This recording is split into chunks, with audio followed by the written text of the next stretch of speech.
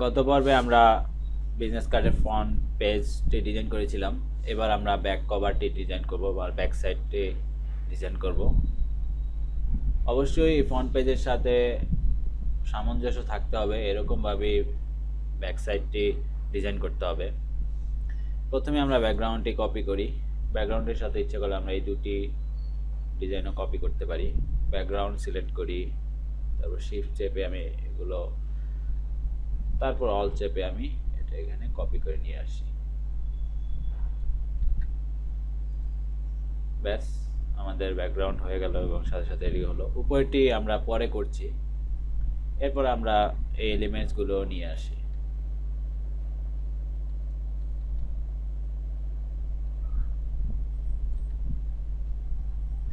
এখানে এটি দেখা যাচ্ছে না, কারণ এটি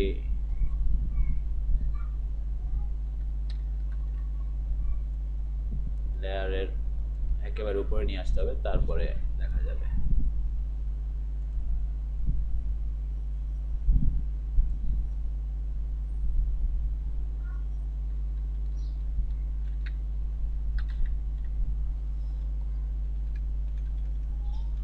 সবচেয়ে ভালো হয় ব্যাক সাইডটিও আর একটি নতুন লেয়ারে তৈরি করে নিলে, তবে আমি সেটি এখন আর করছি না, সেটি সময় সাপেক্ষ ব্যাপার। এরপর আমরা যেটি করব সেটি হচ্ছে নতুন একটি টেক্সট নিব। টেক্সট নিয়ে এখান থেকে আমরা সেন্টার, প্যারাগ্রাফ থেকে সেন্টারটি সিলেক্ট করে দিব। এবার ধরা যাক নাম হবে, যেমন এমন নাম লিখতে পারি, হাসান জুবাইর।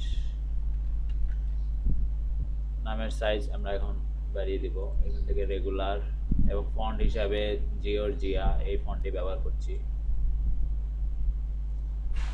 এটি দেওয়া যেতে পারে। অবশ্যই ফন্ট সাইজ নিয়ে আপনার চিন্তা করে দেখতে হবে, খুব ছোট যেন না হয়ে যায় সেই দিকটা খেয়াল রাখতে হবে। এরপর আমরা বাকি অ্যাড্রেসগুলো লিখি, হাসান জুবাইর। এরপর আমার পদবি লিখতে পারি গ্রাফিক্স ডিজাইনার।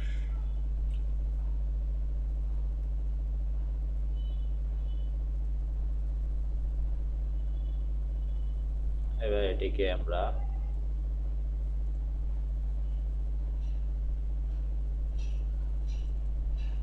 দুটিকে আমরা আলাদা করে দিই, তাহলে আমাদের কাজ করতে সুবিধা হবে।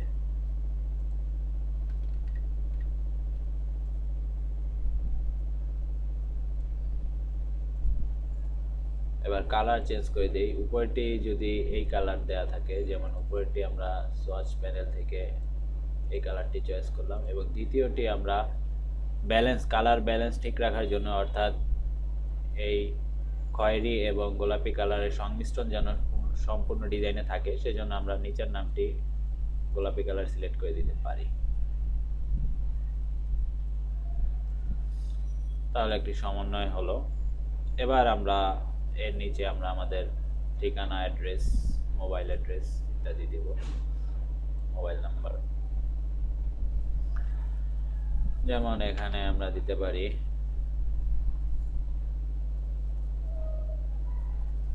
Street address. এরপর আমরা একটি এরকম দাগ দিয়ে আমরা এটি সেপারেট করে দিতে পারি। এরপরে আমরা দিতে পারি সিটি, স্টেট, জিপ। নামের সাথে এই ফন্টটি আমরা আলাদা করার জন্য আমরা ফন্ট সাইজ ছোট করে দিব, তবে তারপরে আমরা অন্য আগে বাকি কাজগুলো করে নিই। এখানে মোবাইল নাম্বার দিতে পারি। এরপর আমাদের ইমেল অ্যাড্রেসটা দিতে পারি,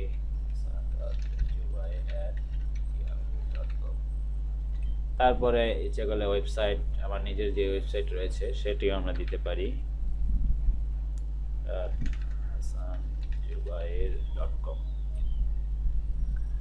এবার আমরা এটি ফন্ট সাইজ ছোট করে দিব, নাহলে এটির সাথে এগুলোর পার্থক্য থাকবে না। ফন্ট সাইজ ছোট করার ক্ষেত্রে একটি বিষয় মনে রাখবেন, সেটি হচ্ছে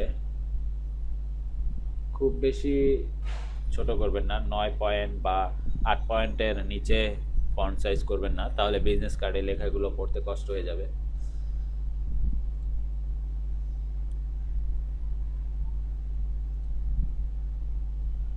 নিচেগুলো একটু ছোট করা যায়।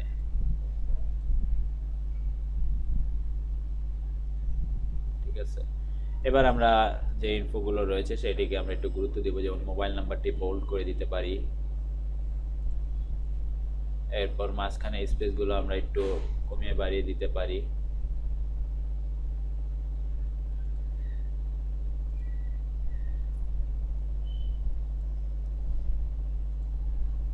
তাহলে আমাদের হয়তো দেখতে একটু ভালো মনে হবে। ইচ্ছে করলে আমরা একটু স্টাইল, যেমন ওয়েবসাইটের অ্যাড্রেসটি আমরা একটু নিচে দিয়ে দিতে পারি, তাহলে হয়তো আমাদের কাজ করতে আরো সুবিধা হবে। এর বাইরে আমরা যেটি করতে পারি সেটি হচ্ছে এখানে আমরা একটি ফুল স্টপ দিতে পারি। ফুল স্টপ দিয়ে সেই ফুল স্টপের কালার চেঞ্জ করে তথ্যগুলো আমরা সেপারেট করতে পারি। এখানে আমরা বোল্ড এবং কালার চেঞ্জ করে দিতে পারি, তাহলে হয়তো আমাদের ইনফোগুলো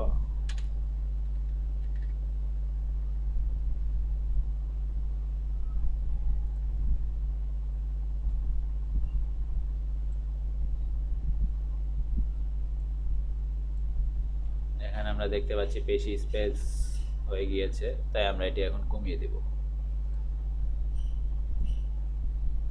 অর্থাৎ সম্পূর্ণ আমাদের নিজস্ব ব্যাপার, আমাদের দেখতে সুবিধার জন্য আমরা যেভাবে খুশি সেভাবে আমরা এটি অ্যারেঞ্জ করে নিব।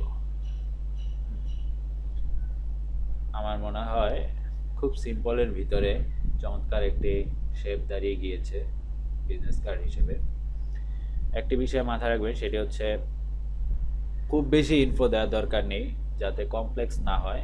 সিম্পলি ডিজাইন করবেন। বড় বড় ডিজাইনারদের ডিজাইন দেখবেন, তারা সবাই এরকম সিম্পলি ডিজাইন করার চেষ্টা করেছে, তো আপনিও সেই বিষয়টি মাথায় রাখবেন। এবার আমরা ফাইনাল এই জিনিসটি ডুপ্লিকেট করে এখানে আমরা অ্যাপ্লাই করে দেব।